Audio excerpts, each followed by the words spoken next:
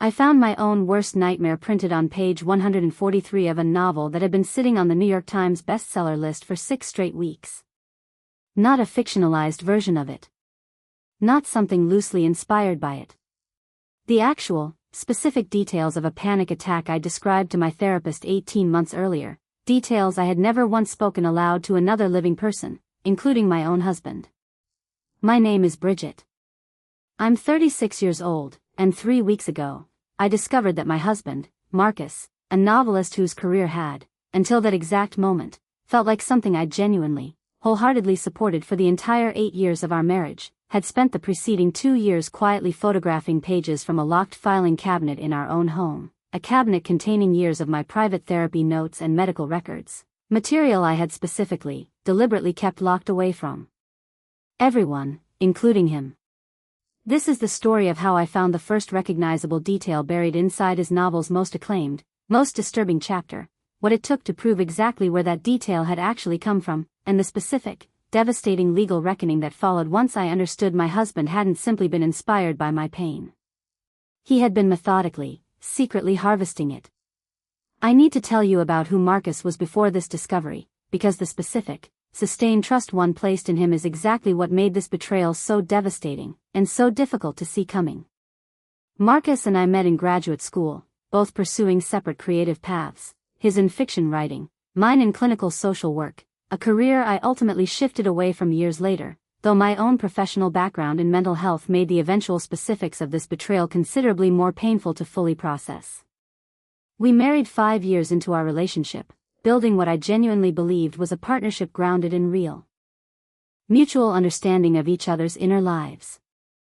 I had struggled, for most of my adult life, with severe anxiety and a specific, difficult history of panic disorder, a struggle I'd worked through carefully over years of consistent therapy, treatment I'd always considered deeply private, discussed with almost no one beyond my own therapist and, in general, carefully limited terms, with Marcus himself. I kept detailed, physical notes from years of sessions, a practice my therapist had actually encouraged, helping me track patterns and progress over time, stored in a locked filing cabinet in our home office, a cabinet I'd specifically purchased years earlier precisely because I wanted a physical, secure boundary around material I considered genuinely, deeply private, even within our marriage.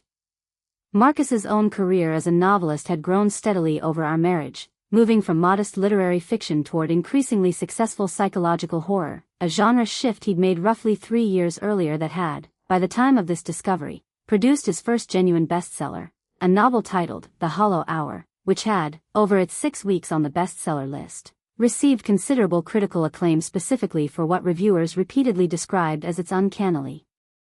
authentic, visceral portrayal of severe anxiety and panic disorder. I remember, specifically, how genuinely proud I felt watching Marcus's career finally take off with this particular novel, having supported him through years of modest sales and mounting professional frustration with his earlier work. I attended his book launch event, stood beside him at signings, spoke enthusiastically to friends and family about his well-deserved success. I remember one specific review, published in a major national outlet, praising the novel's protagonist's anxiety as, so specifically, hauntingly rendered that readers with their own history of panic disorder have reported feeling genuinely seen. I remember feeling a strange, fleeting pride reading that particular line, some part of me privately wondering if Marcus's own careful attentiveness to my struggles over our marriage had somehow, indirectly, informed that authenticity. I had no idea, reading that review, exactly how literally, and how violated that authenticity actually was. I want to spend a moment explaining exactly why that locked filing cabinet held such specific, significant weight for me, beyond simply being a place to store paperwork, because I think it matters for understanding the particular depth of this betrayal. I had spent years working through genuinely difficult, painful material in therapy, material that included not just my panic disorder itself, but its roots in a difficult period of my own adolescence I had shared with almost no one in my adult life, including, in full detail, Marcus himself. My therapist and I had discussed, at various points, the specific therapeutic value I found in maintaining physical notes I could review privately, tracking my own progress over years, notes that represented, in a very real sense, the most complete, honest record of my own inner life that existed anywhere. Locking them away wasn't paranoia or excessive secrecy. It was a deliberate, considered boundary, one I discussed explicitly with my own therapist as an important part of maintaining my sense of safety and control over material that touched the most vulnerable parts of my own history. I want to describe the specific moment I first read that recognizable passage, because I think the sheer, disorienting speed of that recognition matters for understanding everything that followed. I was reading Marcus's novel for the first time roughly 3 weeks ago, having deliberately waited until its initial promotional tour had concluded before finally sitting down to read it myself, wanting to experience it as an ordinary reader rather than someone constantly aware of Marcus's own anxious hovering during the writing process. I reached a specific passage, roughly a third of the way through the book, describing the protagonist's experience of a severe panic attack, a highly specific, unusual physical sensation the character described, a feeling of the room's corners physically bending inward, paired with an equally specific, unusual coping mechanism the character used, counting backward from 100 by increments of 7 while pressing a specific point on her own wrist. I remember the exact physical sensation of reading those two details together, a cold, immediate recognition that arrived before my conscious mind had even fully processed why I had described that exact sensation, the corners of the room bending inward, to my therapist, in a session roughly 18 months earlier, during a period of particularly severe panic attacks.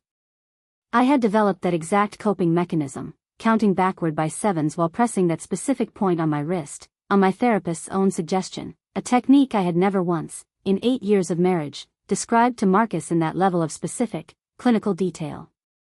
I want to be honest about the several days I spent trying to convince myself this was simply an unlikely, if unsettling, coincidence, because I think that specific reluctance matters for understanding how genuinely disorienting this discovery actually was.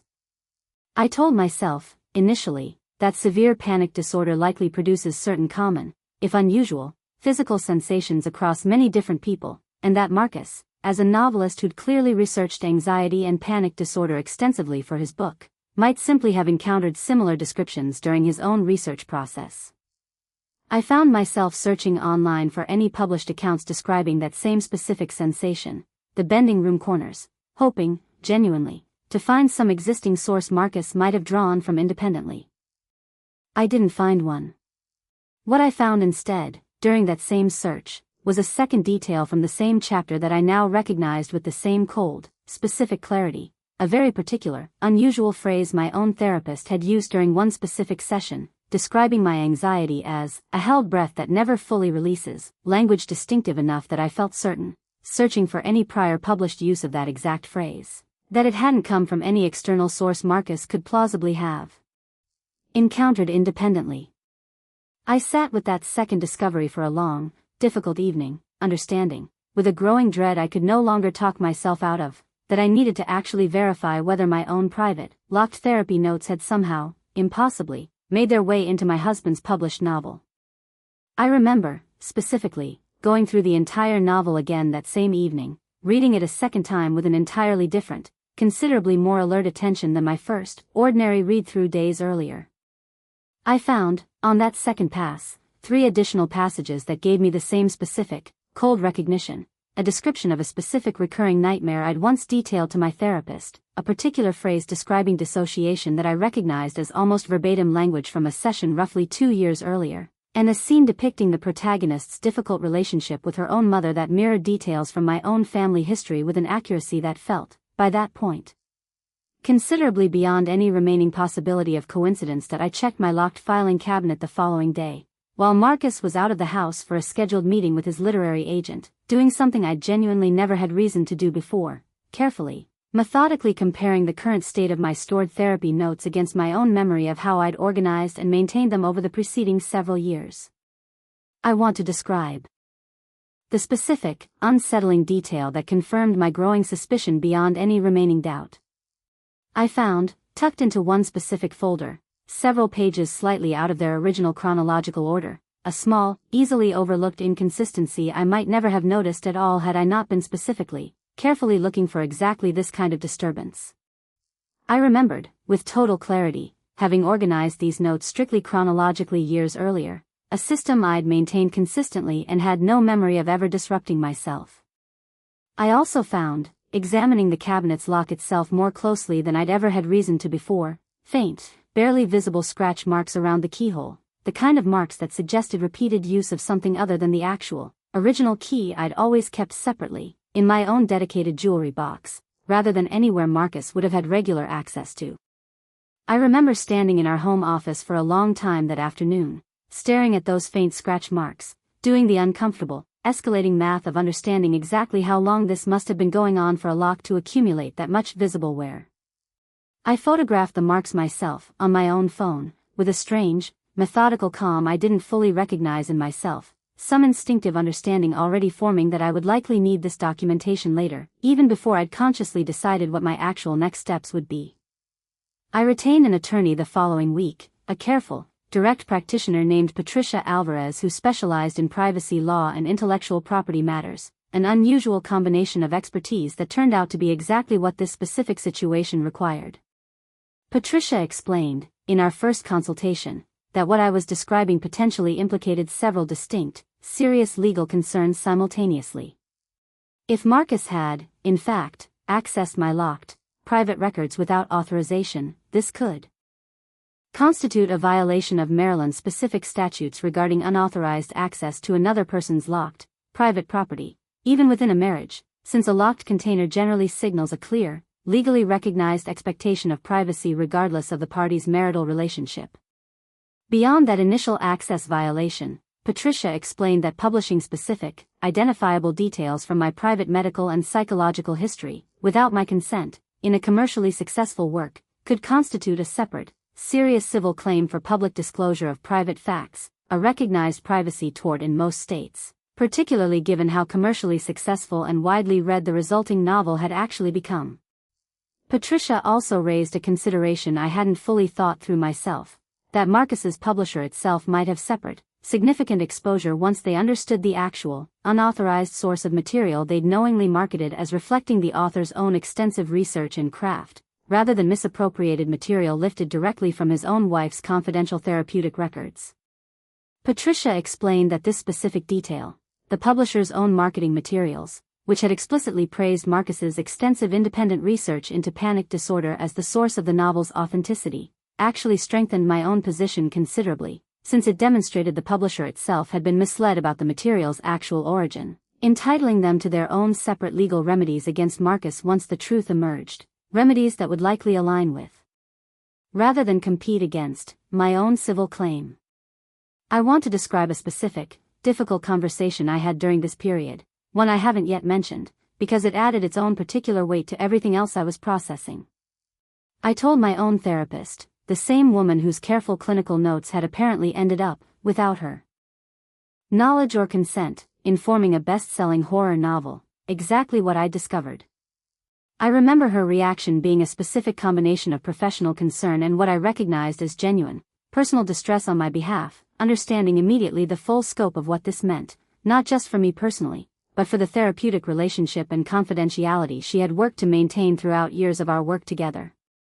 She told me, carefully, that while her own professional and ethical obligations regarding confidentiality had been fully maintained on her end, since she had never shared any of my records with anyone, the situation nonetheless represented a genuine violation of the broader therapeutic space we'd built together, one she took seriously enough that she offered to provide a formal statement, if it became legally relevant, confirming the specific, unpublished origin and clinical context of the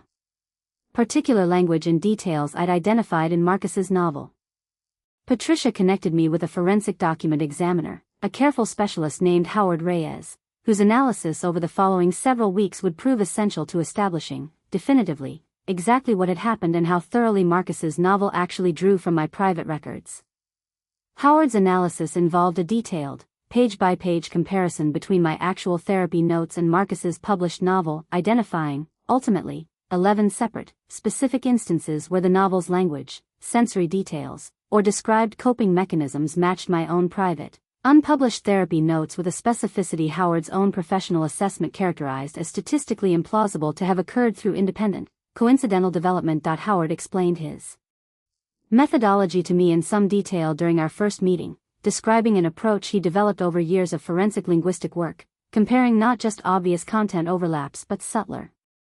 more distinctive stylistic and structural patterns, specific unusual phrase constructions, particular metaphors, even the rhythm and pacing of certain described physical sensations. He told me that individually, any single overlap might be dismissed as coincidence, but that the cumulative weight of 11 separate, independently identifiable matches, several involving genuinely unusual, distinctive language unlikely to arise independently, made a compelling, statistically rigorous case that Howard said he felt confident would hold up to serious legal scrutiny. Howard's report also included analysis of Marcus's own laptop and phone, obtained through the discovery process once formal legal proceedings began, revealing a folder of photographed images, taken over roughly 2 years, showing individual pages from my locked therapy notes, organized by date and apparently cross-referenced against specific chapters and scenes in his own developing manuscript, evidence of a deliberate, sustained, and carefully organized process rather than any single, isolated lapse in judgment. I remember Patricia walking me through Howard's complete findings during a single, difficult afternoon meeting, page by page, watching my own private history laid out in a formal, forensic document, cross-referenced against the specific published passages it had informed. I found myself, at one point during that meeting, asking Patricia to pause, needing a moment to simply breathe before continuing, overwhelmed by the sheer, methodical thoroughness of what Marcus had actually done, not a single lapse in judgment, but an organized, ongoing research process, treating my own therapy notes as source material to be cataloged and mined systematically over years. I confronted Marcus once Patricia and Howard had assembled sufficient documentation, roughly 6 weeks after I'd first noticed that recognizable passage about the bending room corners. I laid the evidence out on our kitchen table, Howard's comparative analysis, the time-stamped photographs recovered from Marcus's own devices, the specific, scratched keyhole on my filing cabinet. I watched him move through a familiar, devastating sequence, an initial, brief attempt at minimization, before the sheer comprehensiveness of the evidence made any remaining denial genuinely impossible, collapsing into something closer to actual, if belated, shame. He told me, eventually, that his career had been struggling considerably in the years before, The Hollow Hour, his previous 2 novels having sold poorly, producing genuine, mounting financial and professional anxiety he described as increasingly desperate. He described, in more detail than I think either of us was entirely comfortable with, the specific financial pressure he'd been under during that period, mounting credit card debt from years of modest advances that hadn't covered our actual household expenses, a publisher increasingly reluctant to offer him another contract given his previous novel's disappointing sales, a genuine, escalating fear that his entire career as a novelist might simply be ending before it had ever truly begun. I understood, hearing this account, that real financial desperation had genuinely existed. I also understood, with total clarity, that genuine desperation still didn't remotely justify the specific, deliberate choice he'd made in response to it. He said he discovered my filing cabinet's key almost by accident, searching for an unrelated document, and had, in what he characterized as an initial, impulsive moment of curiosity, read a handful of pages before understanding, with what he described as a specific, calculating clarity, exactly how visceral and authentic that material could make his own struggling fiction. I asked him directly whether he'd understood, at any point across 2 years of secretly photographing my most private, vulnerable material, exactly how serious a violation this actually was. He didn't have a clean, satisfying answer.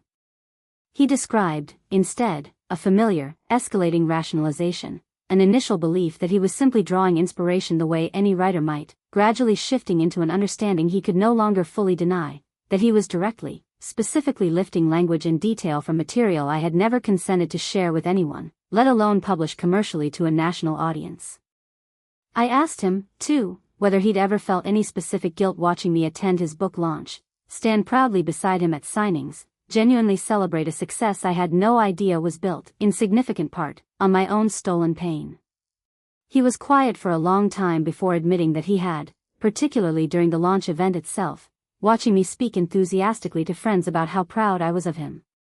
He said that specific moment had produced a brief, genuine impulse to tell me the truth, one he'd ultimately suppressed, telling himself the confession would cost him everything he'd just achieved, a rationalization I found almost more painful than the original violation itself, understanding that he'd had a clear, specific opportunity to come clean and had consciously chosen his own success over my right to know the truth. Patricia's formal notification to Marcus's publisher, once our legal case was fully documented, produced consequences considerably more immediate and severe than I'd initially anticipated. The publisher's own legal department, upon reviewing Howard's comparative analysis, launched an internal review that ultimately confirmed the same troubling pattern independently, given the strength and specificity of the documented evidence. The publisher made the decision, within weeks, to halt all further printing and distribution of The Hollow Hour, pending full resolution of the legal claims against Marcus, a decision that effectively ended the novel's commercial run at what had been its considerable commercial peak. I learned, through this same process, that Marcus's publishing contract included specific warranties regarding the originality of his work, representations he'd made directly to the publisher confirming the manuscript was entirely his own original creation, free of any misappropriated or improperly sourced material. Patricia explained that Marcus's breach of these specific contractual warranties exposed him to significant additional liability directly to his own publisher, entirely separate from his liability to me, given that the publisher itself had invested considerable resources marketing and distributing a novel built, in meaningful part, on material Marcus had no legal right to use at all. I remember Patricia explaining, in more detail than I'd initially understood, exactly how significant these standard publishing warranties typically are, and how rarely publishers actually need to invoke them in practice. She said that most disputes over these particular contractual provisions involve much narrower questions, accusations of plagiarizing another published work, or disputes over co-authorship credit, rather than the specific, unusual situation of an author covertly extracting material from his own spouse's confidential medical records. She told me that Marcus's publisher's legal team, once they fully understood the situation, treated it with a seriousness she described as considerably beyond their typical handling of originality disputes, given both the ethical gravity and the potential public relations exposure of continuing to market and profit from a novel built on this kind of foundation. I want to describe, briefly, the specific, strange experience of watching this story become public once local and then national media outlets picked it up, following the publisher's own formal announcement halting further distribution of the novel. I made the difficult decision, with Patricia's guidance, to allow limited, carefully controlled details of my own situation to be shared publicly, understanding that some version of this story would likely become known regardless once the publisher's dramatic decision to halt a best-selling novel's distribution attracted inevitable media attention, and preferring my own accurate account exist in that conversation rather than only speculation and rumor. The public reaction, once the story broke, proved considerably more supportive than I'd initially braced myself for, with numerous mental health advocates and fellow therapy patients reaching out, some publicly, some through Patricia's office directly, expressing their own genuine distress at learning private therapeutic material could be violated and commercialized in this way. I found a specific, unexpected comfort in that broader public response, understanding that my own particular violation had resonated as something people recognized as a genuine, serious wrong, rather than an unusual, easily dismissed personal grievance. The financial and legal resolution that followed unfolded across several distinct, complicated tracks, reflecting the genuine severity and multi-layered nature of what Marcus had actually done. Patricia successfully pursued a civil claim on my behalf for public disclosure of private facts, resulting in a settlement that included both direct financial compensation and a formal, binding requirement that any future publication or adaptation of the novel would require its complete revision to remove every instance Howard's analysis had identified as directly sourced from my private records. I remember Patricia explaining, carefully, the specific legal reasoning behind pursuing a settlement rather than taking the case to a full public trial, a decision I ultimately agreed with after considerable reflection. She explained that a trial would require me to testify publicly, in detail, about the exact private, painful material at the center of this entire case, effectively repeating the same violation I was trying to hold Marcus accountable for, exposing my most vulnerable history to open court records and press coverage in a way a carefully negotiated settlement could avoid entirely. I found that reasoning genuinely persuasive, understanding that pursuing the most severe possible legal outcome wasn't necessarily the same as pursuing the outcome that would actually serve my own healing and privacy going forward. The settlement also included a specific, meaningful share of the novel's already generated royalties and licensing revenue, reflecting the direct financial benefit Marcus had derived from material that was never legitimately his to use. Marcus's publisher, separately, pursued its own claim against him directly, citing the breach of his contractual originality warranties, a claim that resulted in Marcus being required to return a substantial portion of his advance and existing royalties directly to the publisher, alongside the effective, immediate end of his publishing relationship with them entirely. I learned, through Patricia, that news of Marcus's breach and the publisher's subsequent action spread quickly through the relatively small, closely networked world of literary publishing, effectively ending any realistic possibility of him securing a comparable contract with another major publisher going forward. Patricia described this as its own significant, if less formally quantifiable, consequence, a professional reputation, built carefully over years, effectively destroyed within a matter of weeks once the full truth became known within an industry that, understandably, takes claims of misappropriated source material extremely seriously. I want to be honest that the financial resolution, while significant, was never actually the part of this entire process that mattered most to me.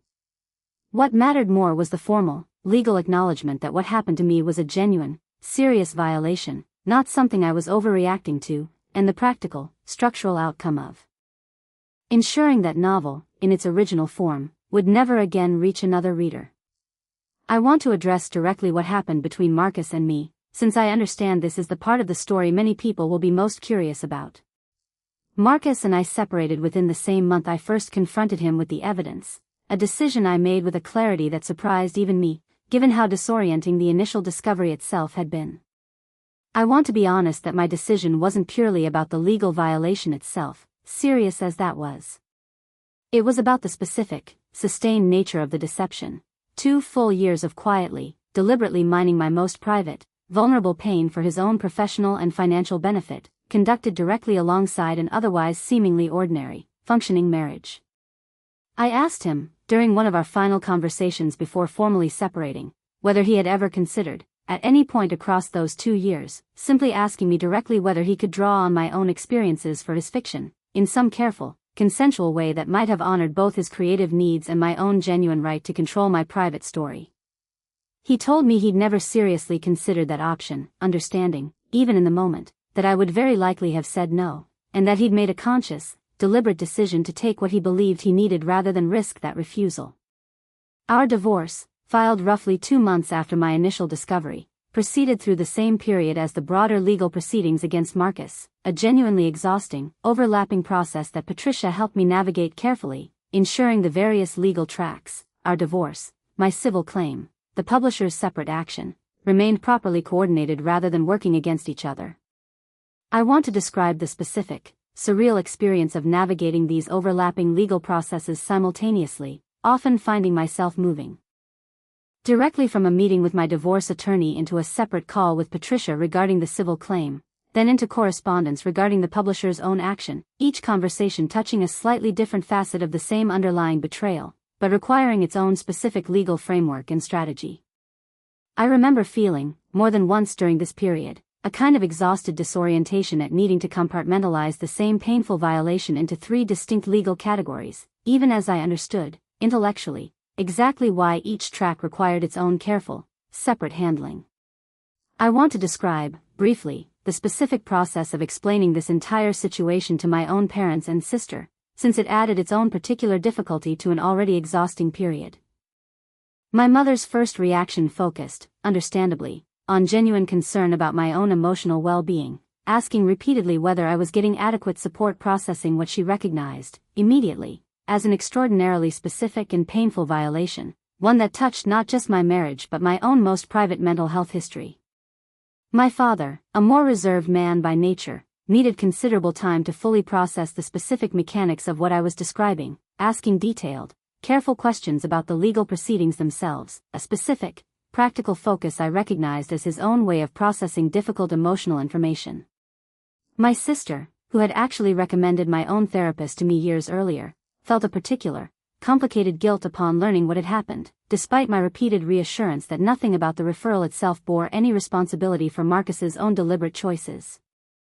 I found myself, more than once during these family conversations, in the unexpected position of comforting the people comforting me, a common enough dynamic in difficult family situations, but one that added its own layer of exhaustion to an already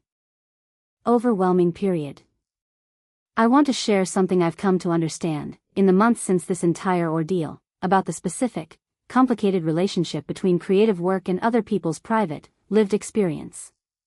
I don't believe every writer who draws inspiration from people close to them is engaged in anything resembling what Marcus did. Fiction has always drawn, in some form, from real human experience, often with the full knowledge and even active collaboration of the people whose lives inform it. What Marcus did was fundamentally different, a deliberate, sustained, non-consensual extraction of material I had specifically, physically locked away precisely because I understood, even without any formal legal training, that this material represented a boundary I needed to maintain, even within an otherwise trusting marriage. I've spent considerable time, since all of this concluded, thinking about the specific, strange grief of having my own private pain become, briefly, a commercial product other people purchased and read for entertainment, without ever once knowing the actual, real person whose genuine suffering they were consuming. I don't think that particular grief fully resolves, even once the legal and financial consequences have been properly addressed. It simply becomes something I've learned to carry alongside everything else this entire experience has taught me. I want to describe something a new therapist I began seeing, once I understood I could no longer continue working with my original therapist given how directly her own records had become entangled in this entire legal process, told me during one of our early sessions together. She said that the specific violation I'd experienced touched something she described as foundational to the entire therapeutic relationship, the basic, essential trust that what happens in that room stays contained within it, protected, regardless of what else happens in the rest of a person's life. She told me that rebuilding trust in that specific, foundational safety, both in future therapeutic relationships and in my own sense of what genuine privacy actually means, would likely take considerable time, and that being patient with that slow, gradual process mattered more than rushing towards some artificial sense of complete resolution. I don't tell this story to suggest every writer's spouse should distrust their partner's creative process, or that fiction drawing on real emotional experience is inherently exploitative. Most writers who draw on personal or observed experience do so with genuine care and, where appropriate, real consent from the people involved.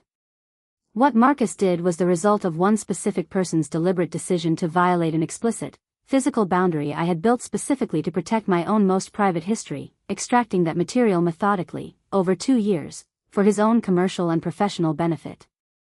If there's something practical I'd ask you to take from this, particularly if you keep any physical or digital record of deeply private information within a shared household, it's this: a locked cabinet or password-protected file represents a real, meaningful boundary, one worth periodically verifying remains genuinely secure, rather than simply trusting that a lock alone guarantees privacy indefinitely.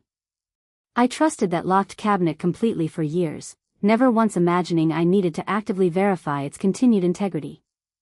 I think, often, about that specific, cold recognition reading page 143 of a novel millions of people had already read by the time I finally opened it myself, understanding, in that exact moment, that my own private pain had been circulating publicly for weeks before I even knew it existed outside the walls of my own locked filing cabinet. I've thought, too, about the specific, strange asymmetry of that experience, that thousands of strangers had encountered a version of.